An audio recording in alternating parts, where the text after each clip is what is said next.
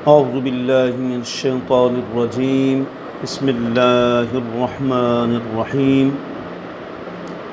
नाज़रीन, नाज़रात, सामीन, सामियात, आज का एक अहम मौज़ू, क्या आलिम दीन की तौहीन कुफ्र है? अगर आलिम दीन की तौहीन कर दी तो वो दायरा इस्लाम से निकल गया, तो ज़ाहिर है काफिर हो गया, तो उसकी सारी इबादतें, रियासतें सब ज़ाया हो गई या कि नहीं। तो आजकल तो आप सभी हज़रात मुझसे ज़्यादा जानते हैं और तजर्बात रखते हैं कि इस दौर में जितना बंदे को अपने जिस्म का ख़्याल है, इतना भी आलिम दीन का ख़्याल नहीं है। जी, अगर एक डॉक्टर कहे कि ये चीज़ नहीं खाओगे तुम्हें नुकसान होगा, तुम्हारे जिस्म में कोई डिफ़ेक्ट, कोई बीमारी पैदा हो जाएगी, डॉक्टर की बात मानने के लिए तैयार। अगर दूसरी तरफ आलिम दीन कहे कि तुम यूँ नहीं करना, यूँ नहीं करना, तो आलिम दीन की बात मानने के लिए तैयार नहीं है। वजह फ़र्क क्या है? वजह फ़र्क वही है कि हमारे दीन में जो है वो कमज़ोरी पैदा होती जा रही है। हमें डर होता है कि आलिम दीन ये ना कह दे कि तुमने दाढ़ी नहीं रखी हुई यार, सुन्नत के मुताबिक दाढ़ी रखो, तुमने पैंट पतलून पहनी हुई है, सुन्नत के मुताबिक लिबास पहनो। जी, उधर हमें ख़तरा है कि जिस्म ख़राब ना हो जाए अगर बदपरहेज़ी की, लेकिन इधर हम सुन्नत के ख़िलाफ़ काम करते रहें, हमें कोई मसला नहीं होता। और फिर देखें, दुनिया है एक और एक है आखिरत। आखिरत ज़ाया हम कर रहे हैं, हमें उसको कोई फ़िक्र नहीं, लेकिन दुनिया जायज़ हो नाजायज़ हो, जी, हर किस्म के वसाइल जो है वो हम पैदा कर लेते हैं। जी, तो ये शैतान की तरफ से होता है सारा कुछ। देखें, अगर एक बंदे का मट्टी का प्याला टूट जाए ना, बड़ा अफसोस होता है, बड़ा परेशान होता है, लो जी मट्टी का प्याला था टूट गया। दूसरी तरफ कितनी नमाज़ें कज़ा कर बैठे ज़िंदगी में, कितनी नमाज़ें पढ़े ही नहीं, उसकी बिल्कुल परवाह कोई नहीं। जी, ये वजह क्या है? वजह वाज़ेह बात है कि हमारे ईमान की जो है वो कमज़ोरी है। वरना एक और फिर ये भी आजकल बड़ी मुसीबत है कि जहल लोगों को पीर बनाया हुआ है। जी, कंज़ुल माल की 10वीं जिल्द की ये हदीस पाक ज़हन में रखें। एक तरफ जहल बंदा, एक तरफ आलिम बंदा है।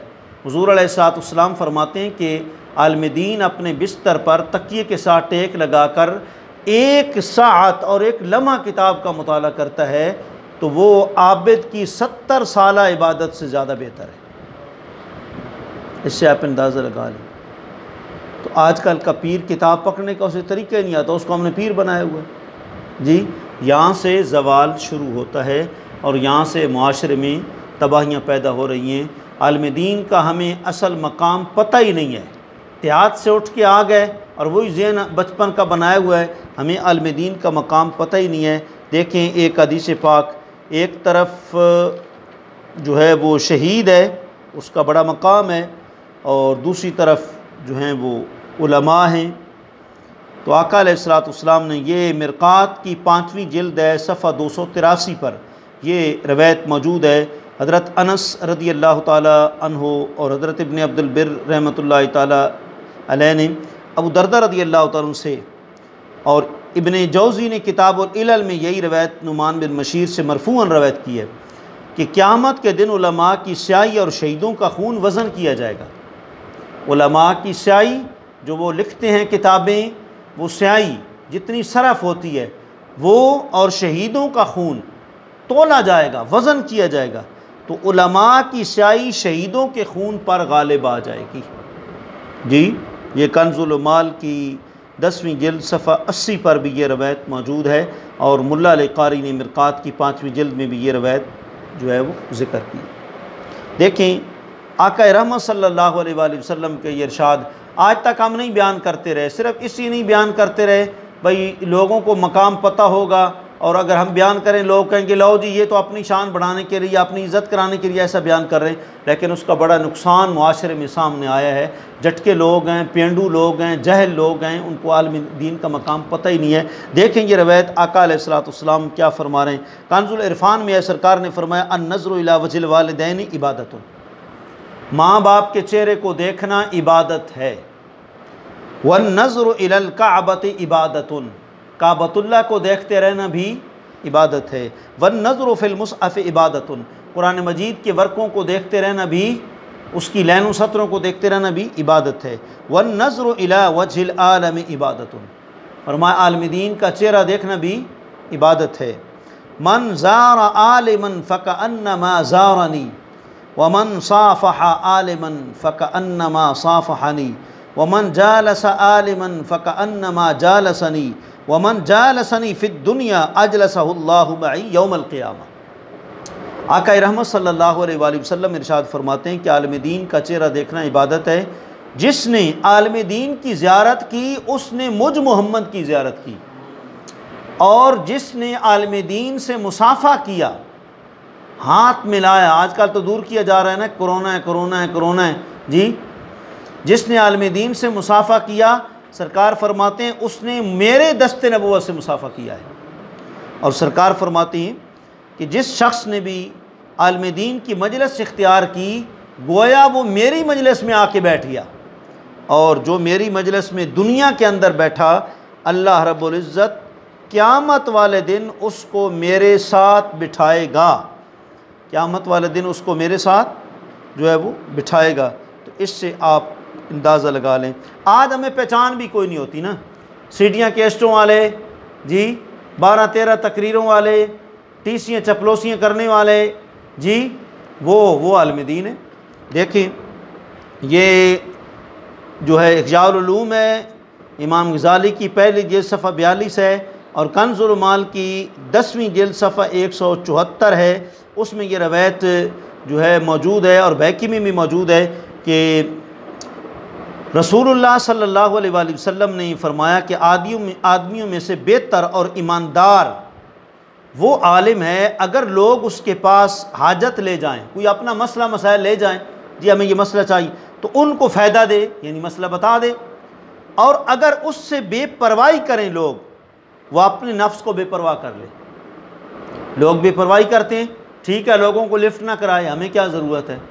जब मुक्तदी बेनियाज हो गए तो इमाम है, पेशवा तो पेशवा है, उनसे बेपरवाह हो जाए, क्या ज़रूरत है उनके घर चक्कर लगाने, उनके दर के तवाफ़ करने की, बार बार उनकी दुकानों पे बैठने की, घरों में जाने की। जी सरकार फरमाते हैं वो अपने नफ्स को बेपरवाह कर ले जी। तो ये पहचान है सही जो है आलम दीन की। और नाऊज़ु बिल्लाहि मिन ज़ालिक, एक आलम दीन फौत हो गया, मौतुल आलिम मौतुल आलम, पूरी दुनिया की मौत करार दिया गया है। और देखें ये जो है अबू दाऊद में, तिरमिज़ी, निसाई में ये रवायत मौजूद है।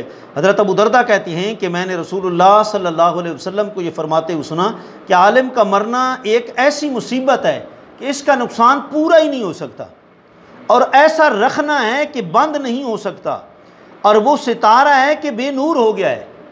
और एक कबीले का जो है मरना, पूरा कबीले का मरना, आलिम की मौत की निस्बत ज़्यादा आसान है। महल्ले में आलिम फौत हो गया तो ये नहीं कि काम बंदा फौत हो गया। और एक रवायत में है कि आका अलैहिस्सलाम फरमाया, जिस मोमिन ने किसी आलिम के मरने का गम किया कि फ़लाँ आलिम दीन फौत हो गया, बड़ा अफसोस हुआ, तो अल्लाह ताला उसके वास्ते 1000 आलिमों और 1000 शहीदों का सवाब लिखता है। फिर आपने फरमाया कि एक आलिम का मरना गोया एक जहान का मरना है, पूरे एक जहान का मरना है। और आलिम की तौहीन इस वजह से करना कि वो इल्म से ताल्लुक़ रखता है, ये कुफ़र है। इमाम अहले सुन्नत ने फतावा रिज़विया में इसको फरमाया, मन कान लिल आलिम व इल्मुन ताक़ीरन फ़क़द कफ़र, जिसने आलिम दीन को मौलवी कह दिया, हो मौलवी, और हकारत की नीयत से, फरमाया दायरा इस्लाम से निकल चुका है, अब उसके अंदर से ईमान का नूर सलब हो गया। और ये देखें, कवाशी एक किताब है, उसमें लिखा है कि जो शख्स किसी आलमी बामल से बदज़ुबानी, जी गौर से सुने, बदज़ुबानी और फोश कलामी करे, वो शख्स काफिर हो जाता है। इमाम कवाशी फरमाते हैं वो शख्स काफिर, और उसकी औरत इमाम मोहम्मद रहमतुल्लाह ताला अलैह के नज़दीक मुतलका बतलाक़ बैन हो जाती है। इमाम मोहम्मद फरमाते हैं कि उसकी बीवी मुतलका बतलाक़ बैन हो जाती है। और फतावा बदीउद्दीन में भी सदर शरिया ने जो है यही लिखा है। और एक हदीस भी सुने आप, ये ना कहें ये तो फ़ुक़हा की बातें हैं जी, मौलवी तो लिखते रहते हैं अपने हक़ में, नहीं, हदीस पाक सुने। आका अलैहिस्सलाम ने फरमाया जो शख्स आलिम की बेइज्जती करे, जो शख्स आलिम दीन की बेइज्जती करे या आलिम को तकलीफ़ दे या रंज पहुँचाए, गोया उसने मेरी बेइज्जती की। क्योंकि उलमा वरसतुल अंबिया है ना, उलमा अंबिया के वारिस हैं। सरकार फरमाते गोया उसने मेरी बेइज्जती की, और जिसने मेरी बेइज्जती की गोया उसने अल्लाह ताला की इहानत की। उसने बस जिसने अल्लाह ताला की इहानत की वो दोज़ख की जो है वो सुलगती हुई आग में डाला जाएगा। जी, इससे आप जो है अंदाज़ा कर लें कि हम किधर जा रहे हैं और हमें किधर जो है वो जाना चाहिए। बल्कि उम्मत मुहम्मदिया से वो बंदा निकल गया है। ये रवायत देखिए जी, नशरुन तय्युत तारीफ़ सफ़ा 34। उलमा के मुतालिक सरकार ने फरमाया, हज़रत उबादा बिन सामित कहते हैं ना रसूलुल्लाह सल्लल्लाहु अलैहि वसल्लम क़ाल लैसा मिन उम्मती मन लम युजिल्ला कबीरना व यरअम सगीरना व यारिफ लिआलिमिना। ये मुस्लिम अहमद में भी और तिबरानी में भी रवायत है। हज़रत उबादा बिन सामित कहते हैं कि रसूलुल्लाह सल्लल्लाहु अलैहि वसल्लम ने फरमाया, जो शख्स बड़े की इज़्ज़त और छोटे पर रहम न करे और आलिम का हक़ न पहचाने, वो मेरी उम्मत में से नहीं है। वो मेरी उम्मत में से, हम अंग्रेज़ों के पीछे लग के क्या कुछ कर रहे हैं, हम तो अपने आप को हुज़ूर की उम्मत से ही खारिज कर चुके होते हैं और हमें पता ही नहीं होता। हम समझते बड़े मोहल्ले के हम चौधरी हैं जी, हमें बड़ी चिरागबाजियाँ आती हैं, ज़ाहिर हमारा कुछ है, बातिन हमारा कुछ है। ठीक है जी, मौलवी साहब शरीफ तब है, उनको धोखा दो जी। तो ये सारी हदीस जो है वो सुन लें कि फिर आगे क्या होना है। आगे दुनिया की ज़िंदगी तो आई और गुज़र गई, लेकिन जो आखिरत की ज़िंदगी है असल वही ज़िंदगी है। और ये ज़हन में रखें कि उलमा की सिर्फ़ दुनिया में ज़रूरत और मोहताजगी नहीं कि बच्चा पैदा हुआ तो अज़ान दें जी, बड़ा हो तो निकाह पढ़ाएं, फौत हो जाए तो जनाजा, सिर्फ़ यहाँ नहीं बल्कि आखिरत में भी उलमा की ज़रूरत होगी। देखिए मिरकात की 5वीं जिल्द है, सफ़ा 200 जो है वो 87 है। कंज़ुल माल की 10वीं जिल्द है, सफ़ा 86 है। उसमें ये रवायत मौजूद है। हज़रत जाबिर रज़ियल्लाहु अन्हु कहते हैं कि अहले जन्नत हर जुमा को अल्लाह ताला की ज़ियारत किया करेंगे। दीदार इलाही हर जुमातुल मुबारक को नसीब होगा। अल्लाह ताला उनसे फरमाएगा तमन्ना अला मा शअतुम, जो तुम चाहते हो मुझसे तमन्ना करो, आरज़ू करो। वो उलमा की तरह मुतवज्जे होकर कहेंगे, वहाँ भी वो उलमा को देखेंगे, उलमा के पास जाएंगे, मुतवज्जे होकर कहेंगे, क्या कहेंगे, माज़ा अतमन्ना, बताओ जी हमें तो पता ही कोई नहीं, अब हम क्या तमन्ना करें। जैसे दुनिया में आवाम को नहीं पता ना, उलमा के पास जाते हैं, क़यामत वाले दिन भी कहेंगे बताओ हम रब से क्या आरज़ू करें। उलमा जवाब देंगे तमन्ना अलैहि कज़ा कज़ा, यानी तुम अल्लाह ताला से फ़लाँ फ़लाँ चीज़ की आरज़ू करो। उलमा फिर रहनुमाई करेंगे। इस हदीस से पता चल गया कि आखिरत में भी लोग जो हैं वो उलमा के क्या होंगे, मोहताज होंगे। आखिरत में भी लोग उलमा के मोहताज होंगे। और ये तो क़यामत करीब है ना, कुर्ब क़यामत की निशानियाँ, जो कुछ हालात हो रहे हैं दुनिया के अंदर। देखेंगे रवायत सही हदीस में मरविया है कि रसूलुल्लाह ने फरमाया अनकरीब मेरी उम्मत पर एक ऐसा ज़माना आएगा कि लोग उलमा फुज़ला से भागेंगे, बस उनको अल्लाह ताला 3 बलाओं में मुब्तला कर देगा, 3 मुसीबतों में मुब्तला कर देगा। पहले ये कि उनके कमाई से बरकत उठ जाएगी।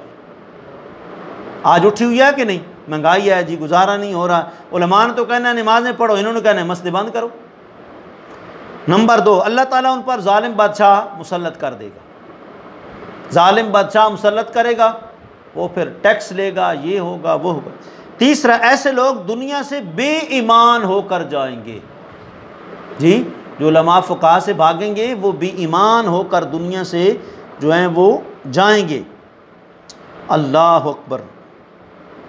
आप देखें उलमा से बुग़्ज़ रखने वालों का क्या अंजाम होगा। हज़रत अली अल-मुर्तज़ा करमल्लाहु वजहुल करीम फरमाते हैं कि रसूलुल्लाह ने फरमाया, मैंने जिब्रील अमीन से आलिम का दर्जा पूछा, उसने कहा वो लोग आपकी उम्मत के चिराग हैं। चिराग से रोशनी हासिल की जाती है, अंधेरों में काम आता है, वो आपकी उम्मत के चिराग हैं। दुनिया और आखिरत में वो लोग खुश हैं जिन्होंने आलिम का मर्तबा पहचाना, वो खुश हैं, खुशहाल रहेंगे। और अज़ाब है उन लोगों के वास्ते जिन्होंने आलमों से इनकार किया और उनके साथ बुग़्ज़ व हसद रखा और उनसे बेअदबी और गुस्ताखी की। जी, तो बहुत जो है उन लोगों के लिए वईदात हैं। जी, आलिम की इज़्ज़त करने का फ़ायदा क्या होगा? सही बुखारी में हज़रत जाबिर की रवायत है, रसूलुल्लाह सल्लल्लाहु अलैहि वसल्लम शुहदाए ओहद में से दो को कब्रों में रखते थे। जब ओहद की जंग में शहीद हुए ना साहबा, दो को एक कब्र में सरकार रखते। फिर फरमाते कुरान शरीफ किसको ज़्यादा याद है, हाफिज़ कुरान का कौन है? जब एक की तरफ इशारा की जाए उस लिहाज में पहले रखते, सरकार ताज़ीम करते कि ये अल्लाह के कलाम का हाफिज़ है, ये कुरान का हाफिज़ है, लिहाजा उसको फिर सरकार जो है वो पहले रखते।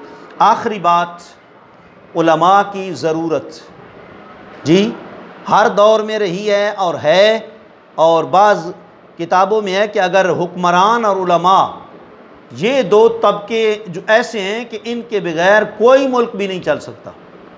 जी देखें, इमाम मोहम्मद कुफ़ाई के पास से गुज़रे इमाम मोहम्मद रहमतुल्लाह तआला अलैह कुफ़ाई के पास से गुज़रे और फरमाए इन आतैतनी शरबतन उअल्लिमुका मसलतैनि मिनल फ़िक़्ह। आपने फरमाया अगर तू मुझको शरबत का एक गिलास पिला दे तो मैं तुझे 2 फ़िक़्ह के मसले सिखला दूँ।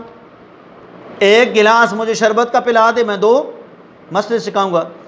और कफ़ाई ने कहा मुझको मसाइल की ज़रूरत ही कोई नहीं।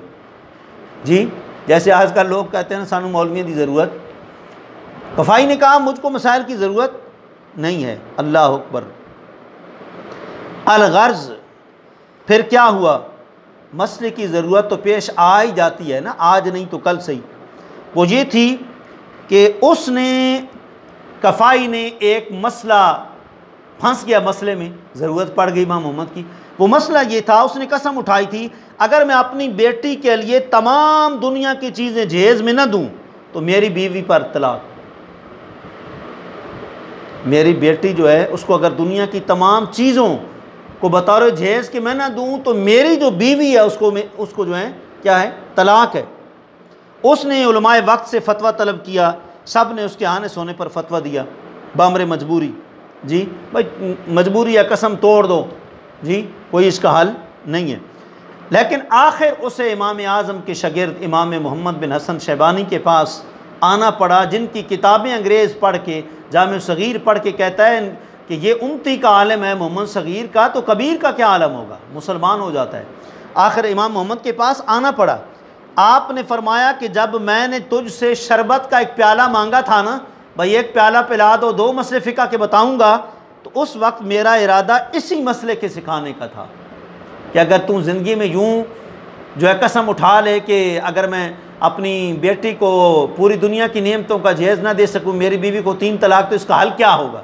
यही मैंने मसला उस टाइम तुझे बताना था। मगर अब मसला की ताज़ीम और शाम के ताज़ीम शान के वास्ते 1000 दिनार जब तक नहीं देगा तो मसला नहीं बताऊँगा। अल्लाह अकबर। उसने बामरे मजबूरी 1000 दिनार मुहैया कर दिया। मजबूरी थी, वरना तो ये मतलब है कि कंजरों को निकाह पे हज़ारों लुटा देते हैं, आलिम दीन की बारी आती है तो उसे शर्मिंदगी उठानी पड़ती है, मांगना पड़ता है। जी फिर कहता नहीं मौल साहब साढ़े हालात बड़े ख़राब जी। अल्लाह अकबर। देखें बामरे मजबूरी 1000 दिनार मुहैया कर दिए। तब आपने फरमाया सुबहान अल्लाह। इमाम मोहम्मद ने कितना प्यारा जवाब दिया। जहाँ सारे लाजवाब हो गए वहाँ इमाम आज़म के शागिर्दों का पलड़ा गालिब रहा। इमाम मोहम्मद रहमतुल्लाह तआला अलैह ने सुबहान अल्लाह कितना प्यारा जवाब दिया। आपने फरमाया अगर बेटी के जहेज़ में तू कुरान दे देगा तो अपनी कसम में सच्चा हो जाएगा। अगर कुरान मजीद दे देगा तो सच्चा हो जाएगा, क्योंकि कुरान मजीद में दुनिया की सारी नेमतें मौजूद हैं। कोई नेमत ऐसी नहीं है कि जिसका जो है वो कुरान मजीद में मौजूद होना ना हो। इस जवाब से उलमाए वक्त हैरान रह गए और सब ने तस्लीम किया और आपके इल्म के बारे में उन्होंने जो है वो इतराफ़ किया कि इमाम आज़म अबू हनीफ़ा और उनके तलामज़ा, और ये वो हस्ती थी रात को सोते नहीं थे इमाम साहब के फ़ौत होने के बाद, पहले सोते थे रात को। इमाम आज़म अबू हनीफ़ा रहमा का जब से आपके उस्तादों का इंतकाल हुआ आप सोते नहीं थे। कहते थे यार महल्ले में से कोई बंदा आ जाए वो कहे इमाम आज़म तो चले गए, उनके शागिर्द तो मौजूद हैं, एतमाद कर क्या है, वो आगे से मसला पूछने आ रहा इमाम मोहम्मद सोया हुआ हो। ये नहीं होता। हम तो आजकल एसी की जनाब कपड़े पहन के एसी लगा के सो जाते हैं। इमाम आज़म और उनके शागिर्दों की क्या तालीमात हैं। अल्लाह हम सबको इखलास के साथ उनकी तालीमात पर अमल करने और अपने असातिज़ा और अपने मशाइख और अपने बुज़ुर्गों की हमें ताज़ीम करने की तौफ़ीक़ अता फ़रमाए। बहुत सख्त वईदियाँ, यकीन करें अगर मोमिन सही मानों में ये हदीस और ये सारी सुनकर अपने दिल में बिठाएगा तो मेरा नहीं ख्याल कि वो कहीं दुनिया में किसी आलिम दीन का जो है वो गुस्ताख बनेगा। व आखिर दावाना अल्हम्दुलिल्लाहि रब्बिल आलमीन।